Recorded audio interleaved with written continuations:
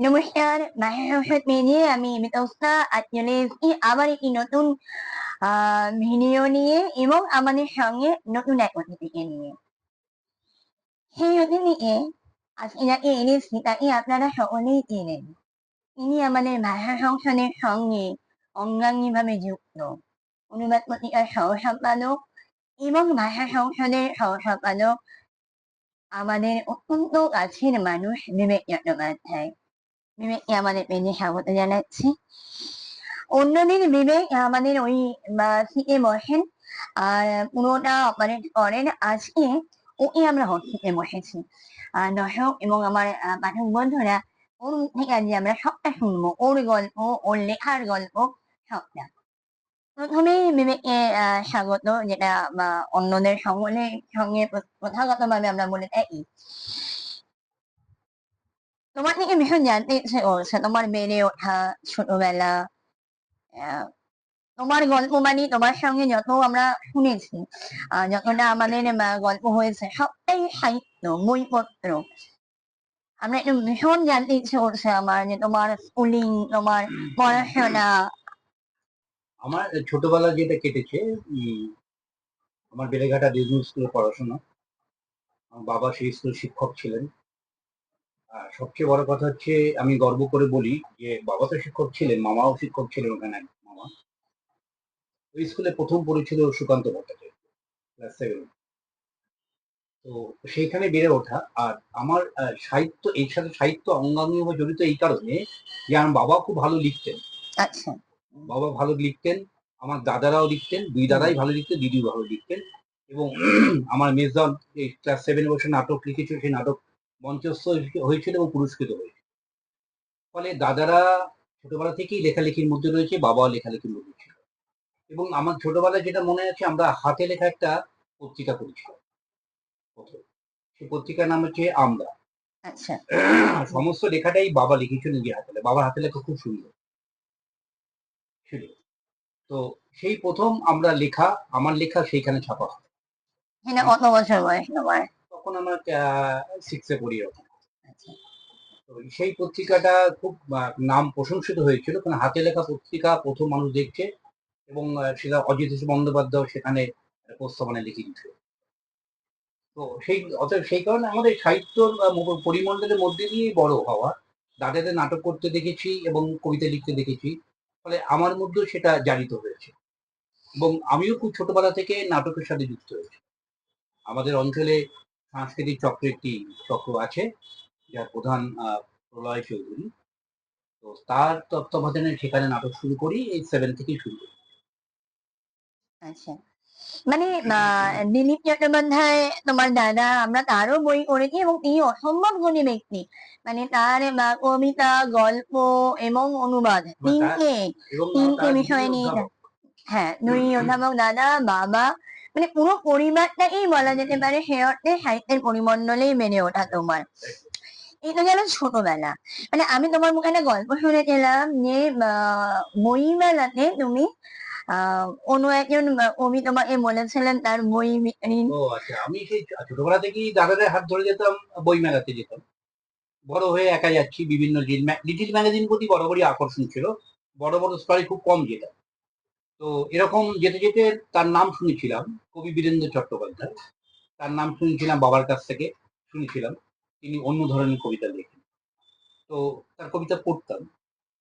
একদিন যেতে যেতে যেরকম এক ভদ্রলোক যাচ্ছেন, বয়স্ক ভদ্রলোক যাচ্ছে, হাতে এক গুচ্ছা বই নিয়ে যাচ্ছেন, লম্বা। তো আমি একদিন জিজ্ঞেস করলাম, একে? বলছি বীরেন্দ্র চট্টোপাধ্যায়। বীরেন্দ্র চট্টোপাধ্যায় এরকম দেখতে, মলিন ধুতি পরা রয়েছে।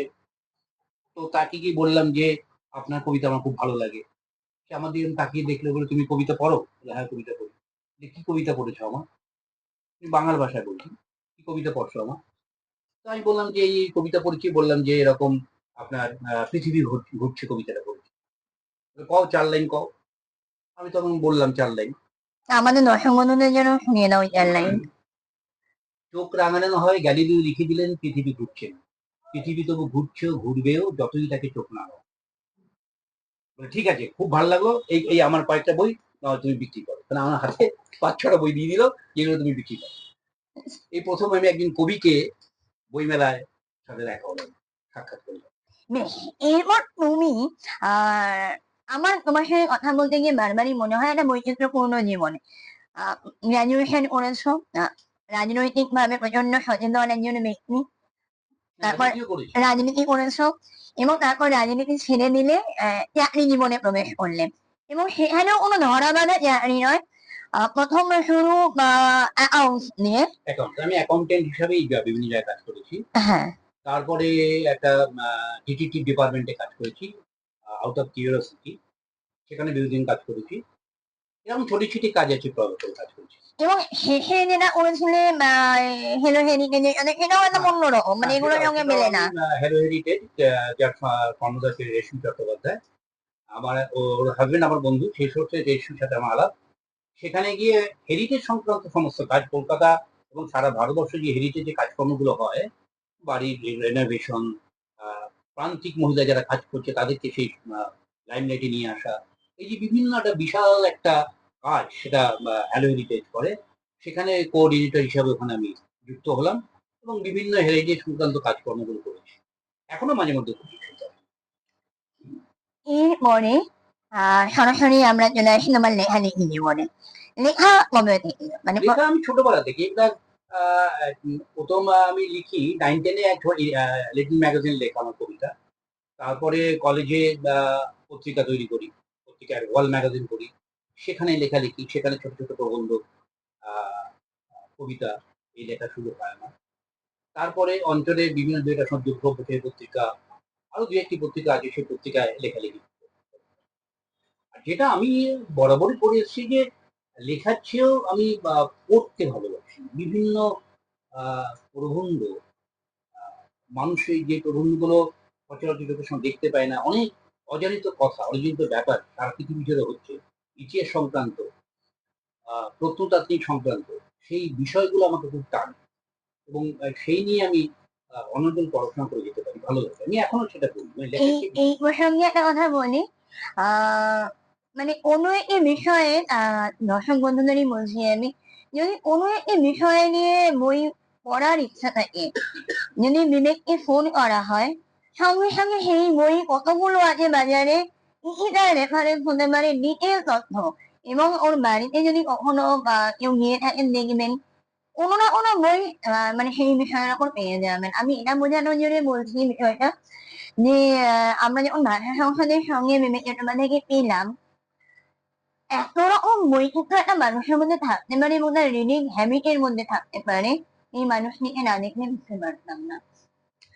এরপরে আমরা চলে আসি আ তোমার ১ম আমি পড়তে শুরু করেছিলাম প্রবন্ধ। 'একদিন' পত্রিকায় সম্ভবত তুমি তখন নিয়মিতই তোমার লেখা পড়ছই এবং সেগুলো একদম অন্যরকম। মানে সাধারণ স্টাইলে যে প্রবন্ধগুলো আমরা চটজলদি পড়ি, সেগুলো নয়। খেটে খুঁটে তোমার পড়া। একটু গবেষণা থাকে যেখানে মানুষকে নতুন কিছু জানানোর আমার একটা এই চিন্তা থাকে, স্পৃহা থাকে যে নতুন কিছু বলবো সেই প্রবন্ধ থেকে। সেই আ যেকোনো কবি সম্পর্কে বিনয় মজুমদার সম্পর্কে হোক, আ দেশভাব নিয়ে হোক, ভাষা আন্দোলন নিয়ে হোক, নবান্নতে যেটা মানুষ করেছে সেটাকে আ মির্চা এলিয়াদের দৃষ্টি দিয়ে দেখা, সেই নিয়ে আমার প্রবন্ধ। একটু অন্যভাবে লেখার চেষ্টা করি। তারপরে তুমি আমাদের সঙ্গে যুক্ত হলে। ২০১৯ ২০১৯ এর শেষ থেকে তুমি মোটামুটি আমাদের ভাষা সংসদ পরিবারের অন্তর্ভুক্ত হলে। তার আগে একটু ছোট করে বলি দর্শক বন্ধুদের, তার আগে আমি যখন লিটল ম্যাগাজিনে বসতাম, দেখতাম প্রতিটি অনুবাদ পত্রিকার সংখ্যা, মানে পুরোনো যে সংখ্যা আমরা করেছি, প্রত্যেকটি সংখ্যা তিনি কালেক্ট করতেন। সাধারণত অনুবাদের পাঠক কম। আমার একটু মনের মধ্যে ইচ্ছে হতো জানতে যে কেন প্রতিটা সংখ্যা মানে একদিন এসে হয়তো শারদীয়া কিছু নিয়ে গেলেন, পরদিন জেনারেল সংখ্যা, তারপরে দীর্ঘদিন পরে আবার একবার এলেন বইমেলা চলাকালীনই, তখন বললেন যে, "আচ্ছা আপনাদের ওরকম একটা সংখ্যা ছিল কি?" তখন আমি ভাবতে বসলাম আমাদের কি ওরকম সংখ্যা ছিল? মানে এই যে একটা কিউরিওসিটি এবং আমরা কি কাজ করছি, অর্থাৎ আমি তারপরেও আরেকটা জিনিসও লক্ষ্য করতাম প্রত্যেকটা লিটল ম্যাগাজিন টেবিলে কারা কি নতুন কাজ করছে, এই দিকে খুব খতিয়ে দেখতেন এবং রেগুলার ওয়েতেই তাকে আমি দেখতে পেতাম আসছেন। ধীরে, ধীরে তখন বুঝতে পেরেছিলাম যে এই মানুষটি শুধুমাত্র অন্যান্য বিষয়ে নয়, অনুবাদের উপরেও ভালোবাসা রয়েছে। এবং তারপরে তুমি অনুবাদ পত্রিকার সঙ্গে যুক্ত হলে এবং বাংলা সংস্থানের সঙ্গেও যুক্ত হলে। তারপর তুমি আমাদের সরাসরি চলে এলে বইয়ের সম্পাদনার ক্ষেত্রে, কারণ আমার মনে হয়েছিল খুব যোগ্য ব্যক্তির হাতেই আমি তুলে দিচ্ছি কাজটা। প্রথম তোমার সম্পাদিত বই তুমি পরিকল্পনা করেছিলে যে এটা আমরা করবো। প্রথম করেছিলাম চীনা গল্প। এবং পুরোনো অনুবাদ পত্রিকার যত চীনা গল্প আছে তুমি সেগুলো দেখলাম, সেগুলো পড়ে সেগুলো থেকে বাঁচলাম কোনগুলো কন্টেম্পোরারি হবে সেটা চিন্তা ভাবনা করে প্রথম আমি করলাম চীনা গল্প। আমি এগুলো দেখিয়ে দিই দর্শক বন্ধুদের, এইটা ছবিটা চীনা গল্প। আমার যেটা মনে হয়েছে হঠাৎ তুমি চীনা গল্প করলে কেন, মানে অন্য কিছু ছেড়ে দিয়ে, মানে এত তো অনুবাদ পত্রিকার বিষয় ছিল। আমি দেখছিলাম যে বাজারে আমি ধরে দেখলাম চীনা গল্পের উপর নেই। চীনা গল্পের তো নসরুলের একটা বিশাল একটা ভূমিকা তো আছে, আরো কয়েকজনের কথা আছে এখানে দেখা আছে। আমি সেই ভূমিকাটা কিভাবে দেখেছি যে এদের সম্বন্ধে কয়েকজনের সঙ্গে পড়া হয়েছে খুব অল্প সংখ্যক, এবং বাজারে সেই সঙ্গে মানে সেইভাবে কোনো বই নেই। এবং আমি এটা পুরোনো পত্রিকা দেখছিলাম, সেখানে খুব বিক্ষিপ্ত ভাবে রয়েছে চীনা গল্প সম্পর্কে। আমি তারপরে অনুবাদ পত্রিকা ঘাটতি